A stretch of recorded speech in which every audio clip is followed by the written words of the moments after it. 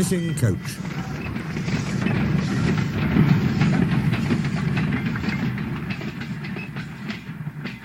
Soon workmen came to give the twins their numbers. Donald was 9 and Douglas 10. When the men went away, they were left alone in the shed.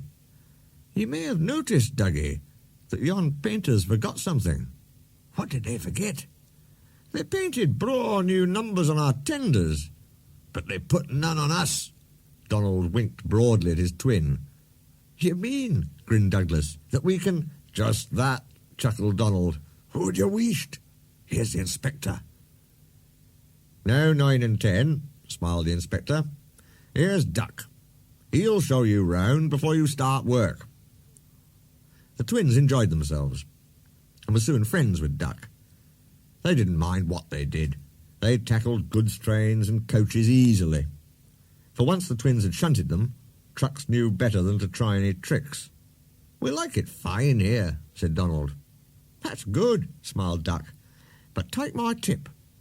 Watch out for Gordon, Henry and James. They're sure to try some nonsense." "Dinna fash yourself," chuckled Douglas. "We'll soon settle them." Donald and Douglas had deep-toned whistles. "They sound like buses," said Gordon. "Or ships," sniggered Henry. "Tugboat Annie," laughed Gordon. "Ha, ha, ha." Donald and Douglas cruised quietly up, one on each side. "You wouldn't be making fun of us, would you now?" asked Donald. Gordon and Henry jumped. They glanced nervously from side to side. "No," said Gordon. No, certainly not," said Henry. "That's fine," said Douglas. "Now just mind the both of you, and keep it that way." That was the way Gordon and Henry kept it. Every day, punctually at 3:30, Gordon steams in with the express. It is called the Wild Nor'Wester, and is full of people from England, Wales and Scotland.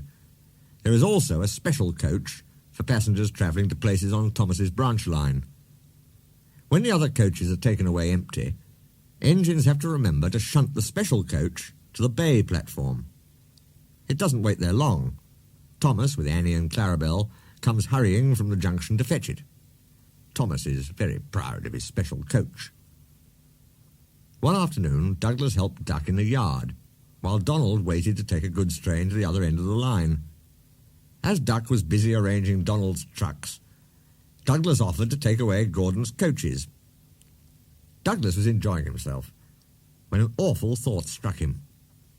"I hope the fat controller doesn't find out I shouldn't be here. I couldn't abide going back."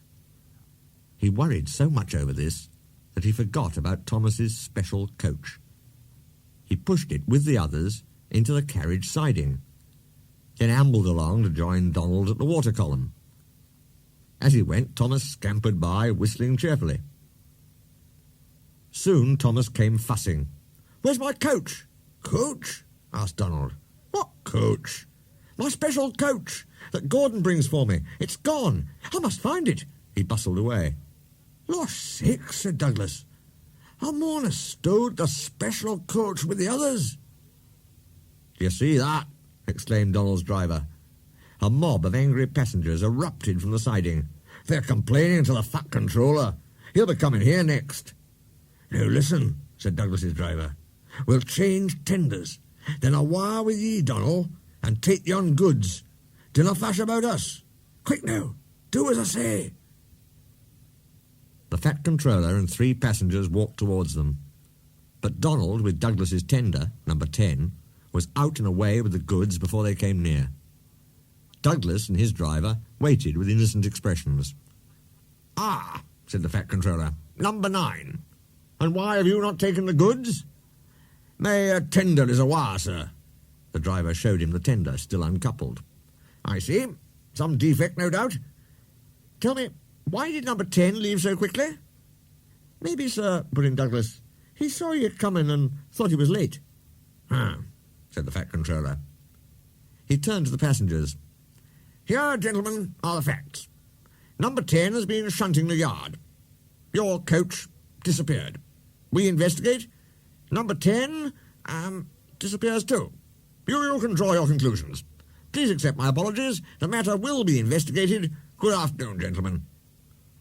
The fat controller watched them till they climbed the station ramp. His shoulders twitched. He wiped his eyes. Douglas wondered if he was crying. He wasn't. He swung round suddenly.